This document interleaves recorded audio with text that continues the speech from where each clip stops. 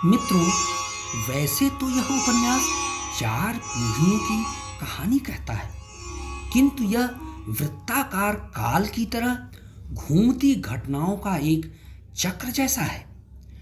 अनंत काल तक यह काल चक्र चलता रहेगा, चलता रहेगा।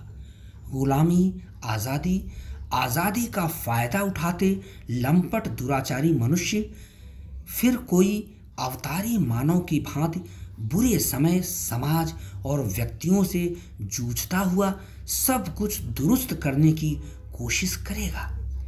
उपन्यास के अंतिम अध्याय महाप्रयाण में आप ऐसे मानव से रूबरू होंगे। देखिए उसके साथ क्या होता है, उपन्यास की परिणति कैसी है। किसी अंधी गुफा की माफिक रात इतनी भी विचित्र कैसे हो सकती है, जैसे कि हवाओं में कुछ जिंदा सवाल बेचैनी में तैर रहे हों, जिनका उत्तर उन्हें नहीं मिल पा रहा हो। इधर अभिरंजन दास जी का पार्थिव शरीर पड़ा था, उधर सारे शहर में बिजली गुल थी। आश्रम का जनरेटर भी अचानक खराब हो गया था। लोगों के पास इतना भी समय नहीं था कि वे किसी मैकेनिक को बुलाकर जनरेटर ठीक करवाते, क्योंकि वे कोई समय खोए बगैर जी भरकर अपने भगवान अभिरंजन दास जी की मृत्यु पर गला फाड़ फाड़ कर रोना चाह रहे थे। हाँ, वे मोमबत्तियों और लालटेनों की रोशनी में इतना रो रहे थे जितना कि कोई अपने किसी अति प्रिय सगे संबंधी की असामयिक अकाल मृत्यु पर भी नहीं रोता है। अभिरंजन दास जी अपनी मृत्यु के कुछ पल पहले ही सबसे वचन ले गए थे कि उनकी मौत पर जश्न मनाया जाए, किसी भी प्रकार का शोक न मनाया जाए। अंतिम सांस लेते समय उन्हें तनिक भी पीड़ा का एहसास नहीं हुआ था, जैसे कि उनकी मुस्कुराहट के पीछे कोई शांति का फाख्ता झांक रहा हो। सारे आश्रमवासी इस बात के प्रत्यक्ष गवाह थे। फकीर चंद तो मजाक मजाक में यह भी कहते जा रहे थे कि ये सब अभिरंजन दास जी की कोई नौटंकी है।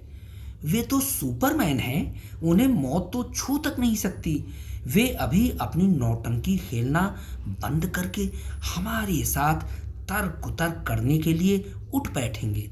पर अगले ही क्षण सभी ने देखा कि उन्होंने हंसते हुए आखिरी सांस ली।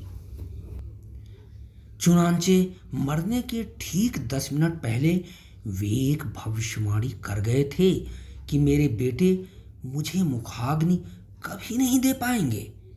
पता नहीं किस वैचारिक संवेग में ऐसा कह रहे थे, या उन्हें कोई पूर्वाभास हो गया था।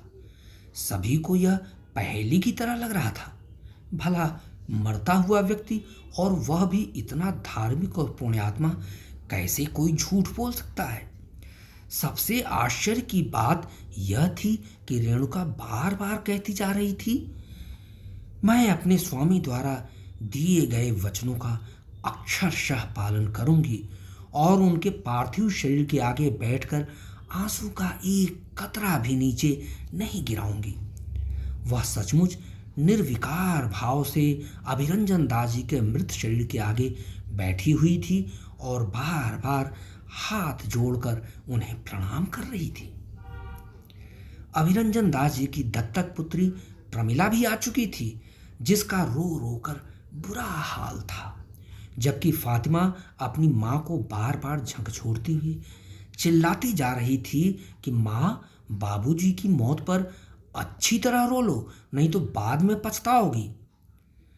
पर रेणुका कंधे झटक कर बोल पड़ती थी, उनकी आत्मा की शांति के लिए मुझे उन्हें हंसते हंसते अलविदा कहना है। हाँ, यही वादा मैंने उनसे किया है और इसे मैं कैसे तोड़ पाऊंगी। माहौल कितना अजीब था। पत्नी अपने पति के पार्थिव शरीर के आगे बैठकर रो नहीं रही थी, जबकि फातिमा, जो उनकी जैविक पुत्री नहीं थी और जिससे उनकी अभी अभी मुलाकात हुई थी वह इस तरह बिलख रही थी कि जैसे कि उसका अपना सगा पिता मौत के गाल में समा गया हो। दोनों बेटे धीरेन्द्र और सुरेंद्र शोकातुर मन से यह सोचते जा रहे थे कि चंद दिनों के लिए ही उन्हें अपने पिता का साथ मिला था, जबकि उनके वचनों के अनुसार उन्हें मुखाग्नि कौन देगा। सभी को लग रहा था कि अभिरंजन दास जी अपने पीछे कुछ अनबूझ पहेलियां छोड़ गए हैं जिन्हें उनको बूझना और हल करना है।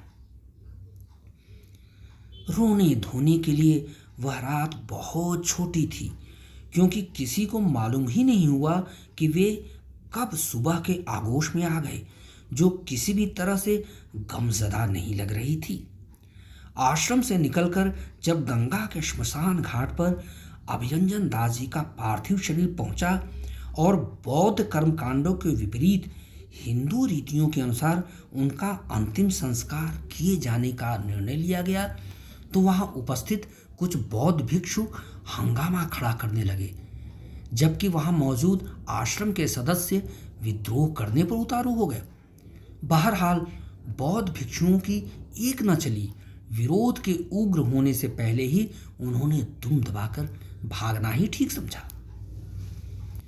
तदनंतर मुखाग्नि देने की तैयारी चल रही थी। महापंडित ने अभिरंजन दास जी के बड़े बेटे को इस कर्मकांड को निभाने के लिए बुलाया, पर दीपू दद्दा बीच में ही आ टपके।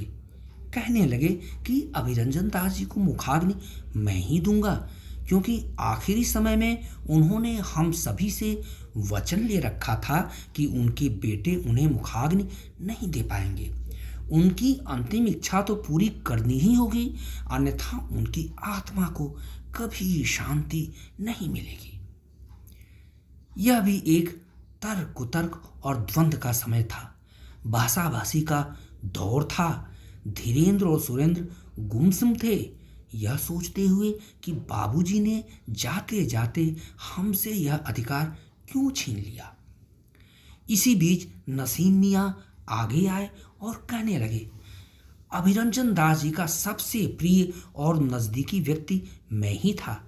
वे मुझे कितना स्नेह करते थे ये मैं शब्दों में बयां नहीं कर सकता। इसलिए हिंदू विधि विधानों के अनुसार उन्हें मुखाग्नि देने का अधिकार मुझे दिया जाए। इस पर दीपू दद्दा कहने लगे कि नसीम मियाँ यह कर्मकांड तो कर ही नहीं सकते, क्योंकि वे जन्म से तो मुसलमान हैं, जबकि वे शादी करने के लिए ईसाई धर्म में दीक्षित हुए थे। ऐसे में फकीर चंद भी क्यों पीछे रहते। आगे आकर कहने लगे, इस विवाद को दूर करने के लिए बस एक ही समाधान है कि सिर्फ मुझे अभिरंजन दास जी को मुखाग्नि देने का अधिकार दिया जाए, क्योंकि मैं जाति से भी ब्राह्मण हूं और अभिरंजन दास जी मुझे बेटे के समान मानते थे। पर लीजिए, बहसाबहसी, विवादों और झगड़ों के बीच कुछ ऐसा हुआ जिसकी किसी को उम्मीद नहीं थी। एक युवक भीड़ में से निकलकर बाहर आया और चिल्ला उठा, अरे मैं मृतक का पोता हूँ। अगर मेरे पिता और चाचा यानी धीरेन्द्र और सुरेंद्र से अपने पिता को मुखाग्नि देने का अधिकार स्वयं मेरे दादाजी ने छीन लिया है तो कोई बात नहीं। मैं अभिरंजन दास जी का पोता सूर्यज कुलकर्णी उन्हें धार्मिक परंपराओं और मान्यताओं के अनुसार मुखाग्नि देने के लिए यहाँ उपस्थित हुआ हूँ। क्या इसमें किसी को कोई आपत्ति हो सकती है? धीरेन्द्र और सुरेंद्र आश्चर्य के समंदर में गोते लगाने लगे कि आखिर पोते को उनके दादा की मृत्यु की सूचना कैसे मिली। क्या इसके पीछे बाबूजी की महामंशा या कोई दिव्य प्रेरणा काम कर रही थी, या मरने से पहले स्वयं बाबूजी ने अपने पोते सूर्यज को बुला रखा था कि मैं मरने वाला हूं, मुझे मुखाग्नि देने आ जाओ। बहरहाल मुखाग्नि देने के बाद धीरेन्द्र ने अपने बेटे सूर्यज को रोकने और उससे बातें करने का बहुत प्रयत्न किया, पर उसने साफ कह दिया कि अभी मुझे दादाजी का दाग लेने के बाद आपके साथ ही रहकर सारे कर्मकांड करने हैं, उसके बाद ही मैं आप लोगों से कुछ बात कर सकूंगा। तदनंतर सूर्यज ने अपने चचेरे छोटे भाई अंकुर के साथ श्रवण वृद्धाश्रम में उपस्थित होकर पूरे 13 दिन तक अपने दादाजी की अंत्येष्टि से संबंधित सारे कर्मकांडों का निर्वाह किया। पर जब 14वें दिन की सुबह धीरेन्द्र और सुरेंद्र उससे मुलाकात करने की गरज से मिलने गए तो उसे उसके कमरे में अनुपस्थित पाया गया। पूरे आश्रम में ढूंढा गया पर उनका नामो निशान तक नहीं मिला। तनिक कौतूहल के बाद सूरज और अंकुर की शहर में भी काफी छानबीन की गई पर असफलता ही हाथ लगी। इस घटना की चर्चा न केवल आश्रम में बल्कि पूरे हरिद्वार में भी है। मित्रों, हमारे भारतीय दर्शन में जीवन के हर चरण को एक विकास क्रम के रूप में बताया गया है।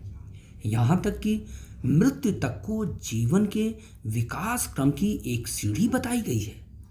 अर्थात अभिरंजन दास जी अपनी मृत्यु के बाद किस विकास चरण में बढ़ रहे होंगे, शायद मैं इसका उत्तर किसी अन्य उपन्यास में देने की कोशिश कर सकूं तो मैं स्वयं को धन्य मानूंगा।